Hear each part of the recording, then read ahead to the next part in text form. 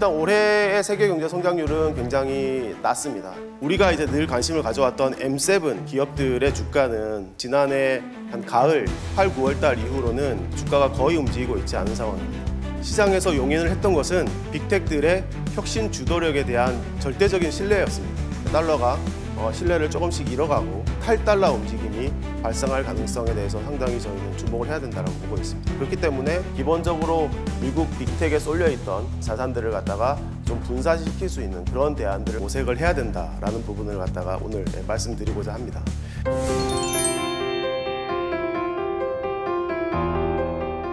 반갑습니다. 저는 미래에셋증권 리서치센터 맡고 있는 박희찬이라고 합니다. 오늘 귀한 걸음 해주셔서 저도 감사의 말씀을 일단 드리도록 하겠습니다. 저희는 큰 전환기에 있을 가능성이 매우 높다라고 판단을 하고 있습니다. 우리의 투자의 방향도 바뀌어야 할 그럴 상황이다라고 판단을 하고 있습니다. 보시는 바와 같이 지난 20년간의 시가총액 상위 글로벌 탑 20를 갖다가 정리를 일단 먼저 해봤습니다. 보시는 대로 2015년, 25년 이렇게 넘어가면서 테크 기업들이 보시는 것과 같이 엄청난 존재감을 보이고 있는 것을 확인할 수 있습니다.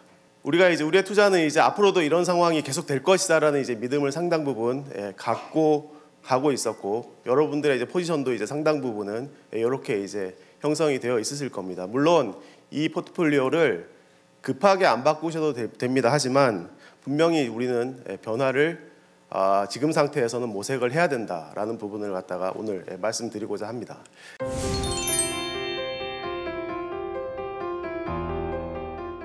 일단은 올해 시장의 변화가 분명히 좀 있어 보입니다. 사실 미국 시장은 여전히 에너지가 있어 보이기는 한데, 우리가 이제 늘 관심을 가져왔던 M7 기업들의 주가는 지난 한 반년 동안, 아니면 좀 더 길게 봤을 때 지난해 한 가을 8, 9월 달 이후로는 주가가 거의 움직이고 있지 않은 상황입니다. AI 계속해서 사용량이 늘어나고 있고, 그에 대해서 핵심적인 인프라 기업으로서 성장하고 있는 엔비디아 같은 경우에도 어떻습니까? 지금 작년 여름에 이미 150불이었고 지금 아직도 150불을 못 넘어가고 있습니다. 성장세가 그렇게 가파름에도 불구하고 마이크로소프트 말할 것도 없고 그런 상황입니다. 메가캡들의 주가가 오르지 못하는 가운데 보시는 대로 이제 최근에 이제 인기가 좋은 기업들은 뭐 몇 가지 좀 정리를 했습니다만, 뭐 에너지 기업들도 있고, 뭐 넷플릭스도 있고, 또는 뭐 팔란티어 뭐 이런 것들도 있습니다. 기본적으로 우리가 봐왔던 메가캡들 대비해서는 상당한 스몰캡이다라는 걸 갖다가 오른쪽 그림을 통해서 확인하실 수 있을 겁니다. 전체적으로 시장의 어떤 마켓캡이, 미국 시장의 마켓캡이 계속 올라갈 수 있느냐라는 그런 어떤 중요한 어떤 분기점에 봉착해 있을 가능성이 높다라는 시사점을 저희는 갖고 있다고 보고 있습니다.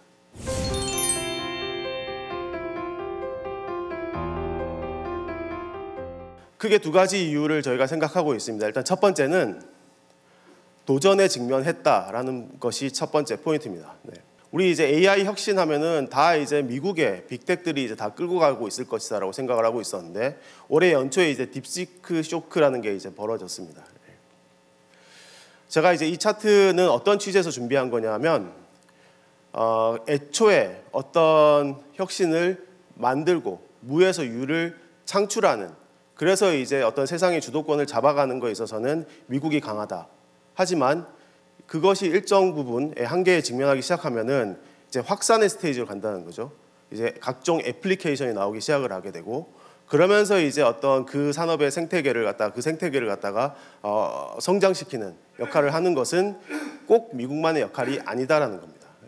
사실 저런 부분에 있어서는 한국도 잘했었습니다. 2000년도 중반에. 그렇지 않습니까? 지금은 중국이 이제 그런 역할을 많이 해줄 것이다라고 판단을 하고 있습니다. 그래서 올해 딥시크 쇼크라는 것에 대해서 저희가 이해하고 있는 바는 바로 그런 대목입니다. 그래서 미국이 도전을 받기 시작했다.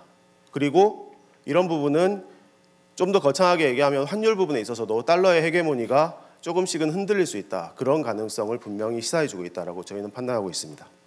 자, 미국 주식의 두 번째 문제는 밸류에이션입니다. 자, 우리 이제 뭐 주식 채권 일드갭 이런 우리가 되게 어려운 표현을 쓰는데, 채권 대비해서 주식의 위험 보상이 어떠한가 그 얘기입니다. 우리가 이제 채권에서 한 4, 5% 수익을 얻을 수 있다.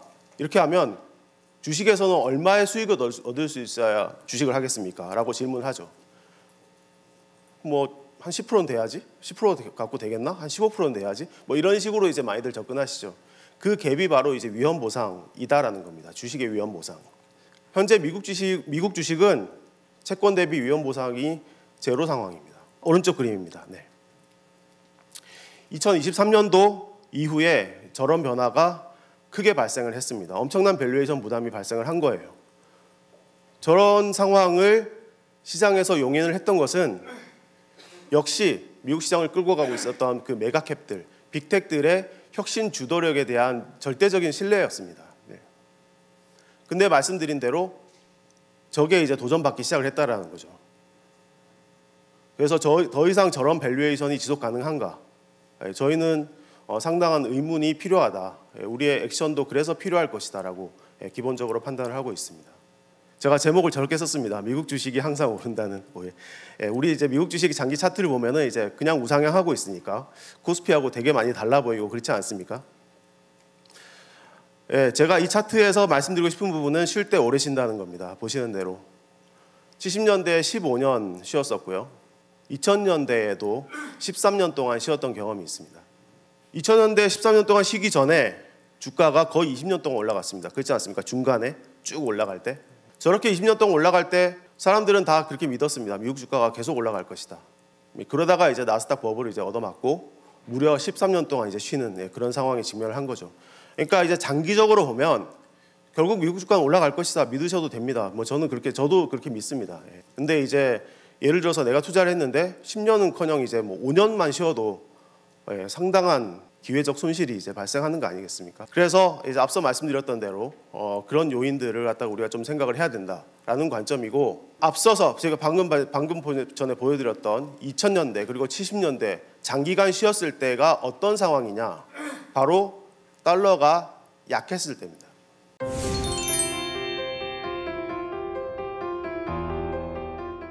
여기 차트가 약간 좀 복잡하지 않습니까? 자세히 좀 보셔야 되는데, 파란색으로 표시가 된 것이 바로 달러 인덱스입니다. 그리고 달러가 이제 약세를 보였던 구간이 크게 한 3번 정도 있는데요. 그것도 이제 좀 약간 길게 장기간 약세를 보였던 것이 바로 1970년대와 2000년대입니다. 그리고 그 구간 동안 미국 주식은 장기간 횡보를 했습니다. 근데 다른 지역에서 엄청난 수익률을 보였던 것을 갖다가 또한 동시에 이 차트를 통해서 확인하실 수가 있겠습니다. 2000년대에는 당연히 브릭스의 시대였기 때문에 엄청난 주가 상승률을 보였었고, 70년대에도 그 당시에는 이제 일본이 신흥 세력으로 이제 올라왔던 시기이기 때문에 일본과 아시아 신흥국에서 연평균 10% 전후의 주가 상승률을 기록을 하고 있었습니다. 그러니까 이제 우리의 중요한 어떤 경험적 시사점이 이제 여기에 있는 거죠. 혹시라도 이제 달러가 약세 기조로 접어들기 시작한다 그러면은 우리의 주식 투자는, 자산 배분은 미국에서 벗어나야 될 가능성이 상당히 크다, 이런 얘기입니다. 여기서 이제 그러면 이제 달러에 대한 판단이 이제 되게 중요하다라는 걸 갖다가 이제 이해하실 수 있으시겠죠. 그래서 결국 말씀드리고 싶은 부분은 달러의 방향성이 곧 우리의 자산 배분의 투자의 방향성을 결정한다라는 얘기입니다. 그리고 말씀드렸던 대로 달러 약세 가능성, 이 부분에 대해서 우리가 잘 점검해봐야 되는데, 저희는 가능성이 충분히 좀 높아지지 않았느냐라고 생각을 하고 있어요.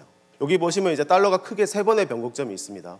70년대 초반, 그 다음에 85년도, 그 다음에 2001년도 크게 3번의 변곡점이 있습니다. 이 3번의 변곡점 중에서 한 번은 성격이 다릅니다. 그게 85년도 플라자 합의예요. 85년도 플라자 합의는 미국이 원하는 대로 다른 나라들이 합의를 해주고 미국이 원하는 대로 달러 부담을 지워갔던 시기입니다. 저건 성격이 되게 다른 거예요. 반면에 70년대와 2000년대의 달러 약세는 미국에 대한 실망감이 달러의 약세를 유발했던 것입니다. 2000년대에는 이제 그 전에 신경제혁명을 미국이 계속 이끌어갈 거로 생각했었는데 IT 버블 붕괴를 맞았었던 것이고요. 70년대를 갖다가 저희가 특히 더 주목을 하고 있습니다. 왜냐하면 지금하고 되게 유사한 면이 있거든요. 대규모의 어떤 재정 적자로부터 달러의 어떤 발행이 남발되는 그런 상황이라는 공통점이 있고, 정치 외교적으로도 그 당시에 이제 뭐 달러 태환제를 갖다 포기해주고 금 불태환 막 선언하고 막 그런 일이 있었지 않습니까? 저 당시에. 그러면서 이제 소유럽에서도 미국한테 등을 돌리는 그런 상황이 이제 70년대에 벌어졌던 것이고, 지금의 이제 미국의 지나친 자국 우선주의 그리고 다자주의를 무시하는 저런 행태가 국제적인 어떤 신뢰도를 잃게 만드는 그런 현상을 지금 유발하고 있지 않냐라고 보고 있어요. 그래서 이런 상황이 물론 이제 정치 외교적 판단이라는 것은 또 뭐 정권이 바뀌면은 달라질 수도 있겠습니다만, 어쨌든 현재 흐름하에서는 달러가 신뢰를 조금씩 잃어가고 탈달러 움직임이 발생할 가능성에 대해서 상당히 저희는 주목을 해야 된다라고 보고 있습니다. 그렇기 때문에 달러가 약세 기조로 가고, 그렇게 되면 이제 앞서 말씀드렸던 대로 우리의 자산 배분의 방향성도 미국 외로 분산을 더욱더 강화해야 되는 그런 압박이 커지게 된다라는 메시지를 드릴 수 있을 것 같습니다.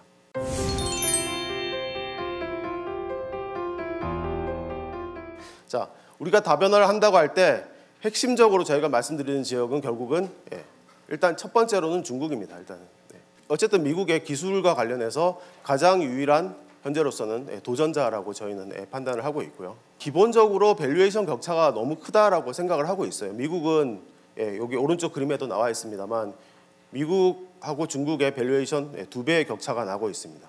저것이 2020년대 이후에 더 벌어진 거예요. 더 벌어진 배경과 관련해서는 앞서 일단 말씀드린 대로 미국의 AI 혁신 주도력에 대한 절대적인 신뢰가 첫 번째 이유였습니다. 일단은요. 그리고 또 하나의 이유는 중국 내부에 있었는데 정책 기조가, 여기 제가 표현했습니다만 2021년도에 공동 부유를 갖다가 어떤 정책의 핵심 모토로 이제 강조를 하면서부터 중국의 디밸류에이션이 이제 발생했던 거예요. 근데 저런 정책 기조가 지금 올해 들어서 바뀌기 시작했습니다. 선부를 갖다가 다시 강조하는 방향으로 정책 기조의 일대 전환이 지금 발생을 했죠. 그래서 저런 두 가지 이유로 인해서 양국의 밸류에이션 격차가 더 이상 저렇게까지는 벌어지지 않을 것이다 라고 생각을 합니다. 미국에서는 약간 떨어지게 될 것이고 중국은 좀 더 올라가는 방향성으로 가지 않겠냐라고 생각을 하고 있습니다. 인도 역시 우리는 상당히 이제 유력한 어떤 투자 대안으로 생각을 하고 있습니다. 뭐 말할 거 없습니다. 그냥 내수가 원체 성장세가 좋아요. 그리고 기업들이 난립하지 않습니다. 경쟁 구도가 강화되지 않는다는 뜻입니다. 인도의 모디 정부가 기본적으로 현존 재벌 중심의 정책을 갖다가 펼치고 있기 때문에 그 자체로 상당한 지금 진입 장벽이 형성되고 있습니다. 높은 수익성이 거기서부터 보장되고 있습니다. 그래서 경쟁 구도가 얕은 가운데 강력한 내수 성장세를 일부 기업들이 상당히 많이 가져가는 그런 구조다라고 보시면 되겠어요. 그래서 주가가 기조적으로 상승할 수밖에 없는 그런 이유가 여기 있다라고 보시면 될 것 같습니다. 중국과 인도 관련해서는 뒤 세션에 계속 또 훨씬 더 이제 자세히 말씀드릴 거니까 저는 이 정도로 간략하게 넘어가겠습니다. 네.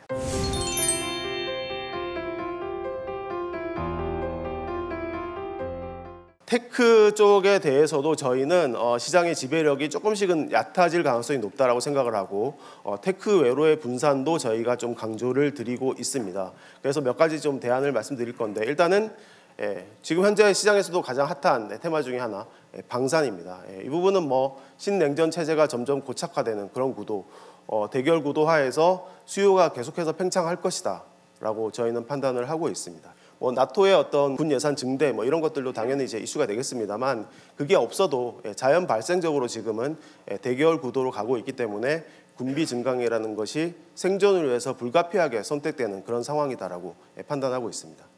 원전은 AI 관련된 부분이라는 거 잘 알고 계실 거고요. 뭐 AI의 발전 단계가 우리 옛날 막 얘기하지 않습니까? 지금 생성 AI로 갔다가 뭐 에이전틱 AI로 갔다가 또 뭐 피지컬 AI로 가고 막 이렇게 막 얘기하는데, 그 과정에서 이제 이 AI가 생각을 엄청 많이 해야 되잖아요.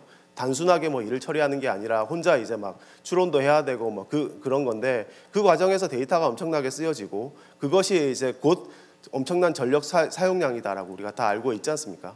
그런 과정입니다. 그렇기 때문에 원전 역시 마찬가지로 지금 엄청나게 핫한 테마입니다. 그래서 이제 그리고 관련해서 주가도 굉장히 가파르게 올랐고, 사실 지금 타이밍은 사실 제가 이 자료를 준비할 때만 해도 약간 좀 덜 부담스러운데 약간 타이밍은 조금 불편하긴 합니다, 지금은요. 근데 어쨌든 가격 조건 잘 보시면서 적극적으로 대응해 주시면 좋을 것 같아요. 자, 그리고 뷰티, 한국이 잘하는 것 중에 하나죠, 이제 뷰티가.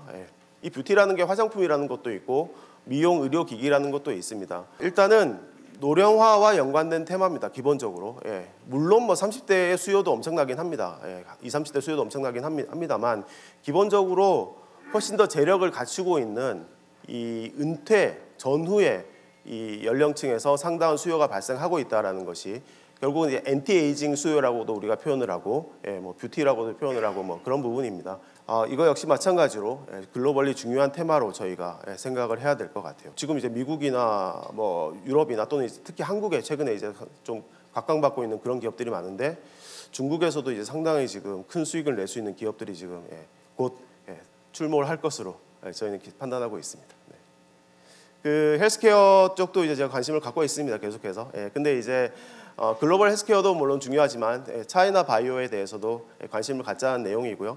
관련해서 이제 여기 월스트리트 저널에서 얼마 전에 이제 보시는 대로 이제 의학 산업에서도 딥식 모멘텀이 지금 발생하고 있다. 뭐 이런 식의 기사가 2월달에 나온 바가 있습니다. 그래서 소개차 이 자료를 갖다가 준비를 했습니다. 참고하시면 될 것 같습니다. 지금까지 말씀드렸던 내용은 조금 중장기적인 관점으로 설명을 드렸다라고 보시면 될 것 같습니다. 기본적으로 이제 달러가 중장기적으로 약세로 갈 가능성에 대비하는 그런 포석이다라고 일단 이해를 하시면 될 것 같고, 기본적으로 미국 빅텍에 쏠려 있던 우리의 자산들을 갖다가 좀 분산시킬 수 있는 그런 대안들을 갖다가 설명드렸다라고 보시면 될 것 같습니다.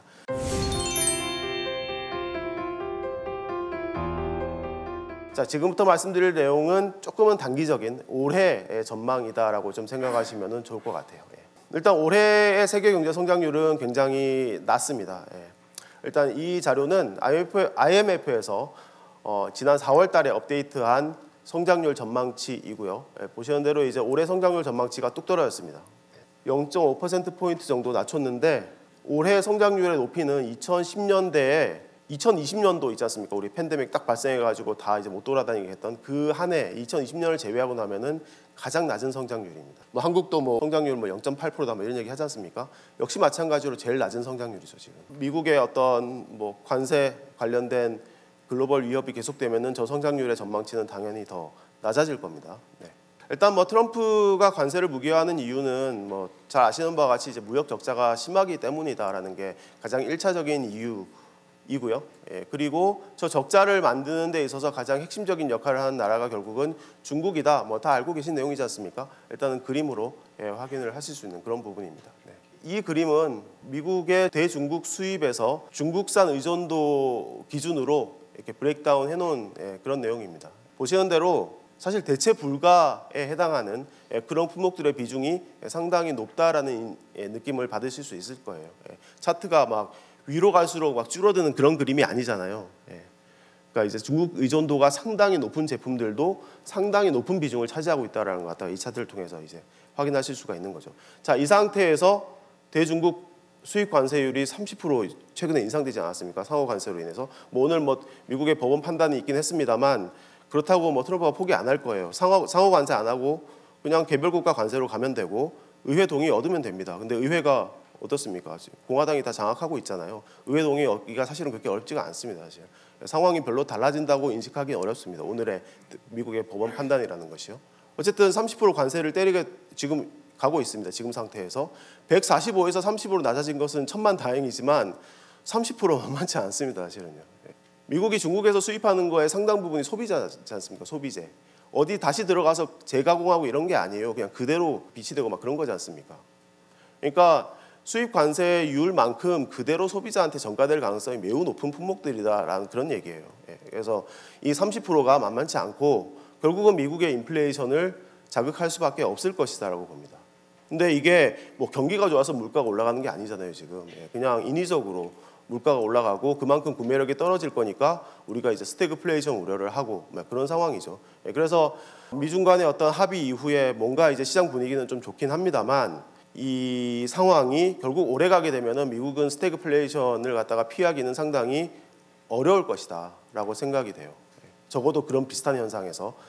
그래서 지금 단기적인 어떤 흐름과 관련해서는 조금 이제 조심할 필요가 있지 않느냐라는 생각이고, 합의가 빨리 되면 상관없어요. 합의가 빨리 되면. 그러니까 지금 이제 3개월 유예 기간을 갖고 있지 않습니까? 그러니까 빨리 되면 상관없는데 길어지게 되면은 물가 상승 압력도 더 높아지고 뭐 그렇게 될 겁니다. 근데 사실 중국은 미국이 원하는 시장 개방에 적극적일 리가 별로 없죠. 왜냐하면 중국이 지금 원하는 것은 이 기술 패권 전쟁에서 미국한테 뒤처지지 않는 경쟁력을 확보하기 위한 거잖아요.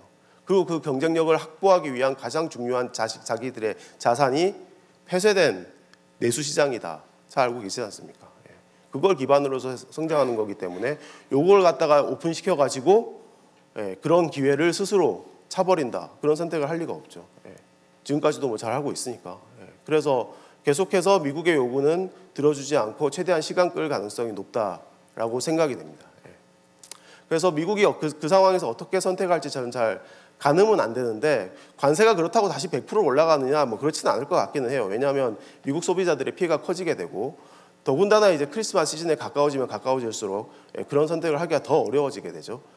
그래서 어쨌든 뭐 이런저런 핑계 대면서 이제 뭐 스스로 구실을 찾아 나가긴 하겠습니다만 그렇다고 또 아무것도 없는데 30%를 갖다 다시 예전처럼 10%로 낮추고 빵으로 낮추고 그럴 수는 또 없는 거겠죠. 하여튼 뭐 그렇습니다. 그래서 말씀드린 대로 양국의 딜이 그렇게 쉽게 잘 이루어지지 않는 가운데 미국의 이 스태그플레이션 압력이 더 커지는 그런 방향성에 직면할 가능성이 높지 않겠느냐라고 판단하고 있습니다. 네.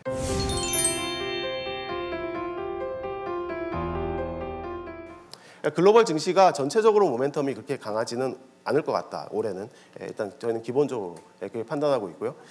자, 이런 상황에서 이제 연준이 적극적으로 막 금리를 인하해주게 되면 시장 흐름은 또 이제 좀 개선될 수 있다 이런 생각을 하실 수가 있는데 연준이 저희가 봤을 때 나서기가 어렵습니다. 왜냐하면 기대 인플레이션이 지금 움직이고 있거든요. 연준이 금리를 통해서 실제로 물가를 잡을 수 있습니까? 못 잡습니다, 사실은. 그러니까 그들이 하는 액션의 1차적인 목적은 기대 인플레이션을 잡는 거예요. 그 중에서도 특히 장기 기대 인플레이션이 안정적으로 유지되게 하는 것이 가장 중요한 정책의 중간 목표다라고 말씀드릴 수가 있습니다. 여기 차트에서는 제가 이제 2015년부터 준비하긴 했습니다만 저 장기 기대 인플레이션이요. 사실은 1990년대 중반 이후로 처음 움직이는 겁니다, 지금. 네. 그러니까 단기 기대 인플레이션은 단기적인 인플레 상황에 따라서 왔다 갔다 해요. 여기 이제 그림에도 나오지 않습니까? 2021년도, 22년도에 크게 움직였지 않습니까? 보시는 대로. 그래서 절대 실제 인플레가 움직였고 단기 기대도 움직였어요. 하지만 장기는 가만히 있었거든요. 근데 저 장기가 말씀드린 대로 95년 이후로 지금 처음 움직이고 있는 겁니다. 2000년대 미국의 뭐 부동산 서브프라임 나기 전에 엄청 호황기 때도 움직이지 않았던 차트예요.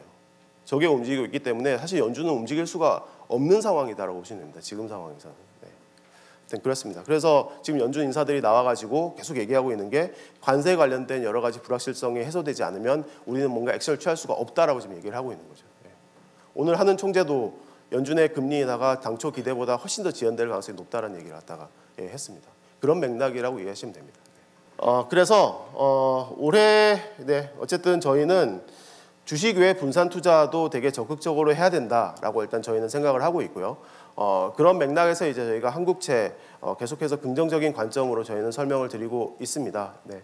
그래서 뭐 성장률 전망치가 이제 원체 낮아지고 있는 흐름하에서 금리 인하가 결국은 더 따라가야만 하는 상황이다라고 기본적으로 인식을 하고 있고요. 실질 금리도 저희는 저희 판단으로는 경기 국면 대비해서는 굉장히 높은 상황이다. 지금 실질 금리가 1% 정도 나오고 있기 때문에. 네. 골드 그리고 이제 뭐 일부 이제 가상자산류 이런 것들이 이제 또한 우리한테는 중요한 대안이 된다라고 말씀드릴 수 있는 상황으로 보여지고요. 저희가 이제 이 자산을 갖다가 강조하는 이유는 대결 구도이기 때문에 그렇습니다. 신냉전 체제 강화되면서 결국은 이제 미국과 중국과 러시아가 하나의 어떤 세력이고 거기에 이제 인도도 어느 정도 이제 동참하면서 이 탈달러의 움직임을 갖다가 지금 보이고 있는 상황입니다. 요 이제 외환 보유액에서 금이 차지하는 비중이 점점 높아지고 있는 흐름을 갖다가 참고하시면 되겠고. 앞서 보여드렸던 이제 1970년대하고 지금의 어떤 유사성이 있다고 말씀드렸는데 그 당시에 금값이 폭등했던 저런 사례도 참고하실 필요가 있는 것 같아요. 근데 저 당시에 이제 금값이 폭등했지만 지금은 금하고 일부 가상자산류가 같이 움직일 거니까 힘은 좀 분산될 수도 있겠다라는 생각도 하시면은 좋을 것 같습니다.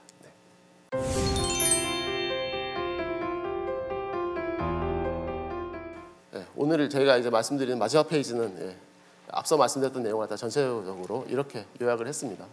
일단 미국 테크, 특히 빅텍에 쏠려 있었던 우리의 자산들을 적절히 배분을 하셔야 된다, 분산하셔야 된다 그런 취지이고 지역적으로는 중국과 인도 그리고 테마로는 보시는 대로 AI를 포함해서 방산, 원전, 그리고 이제 뷰티 뭐 이런 거 우리가 이제 가져가야 된다. 그리고 이제 주식 외 대안들에 대해서도 말씀을 드렸습니다. 그래서 저렇게 이제 잘 분산시켜서 대응을 하시고 상황이 어쨌든 좀 더 클리어해지고 그러면은 아무래도 이제 뭐 밑에 있는 쪽보다는 이제 주식들을 갖다가 조금 더 늘려가면서 대응하시면 될 것이다라고 말씀드릴 수 있을 것 같습니다. 아무튼 제가 오늘 말씀드린 내용 잘 전달되었으면 좋겠고 우리 투자에 상당히 도움이 되시기를 바라겠습니다. 네, 고맙습니다.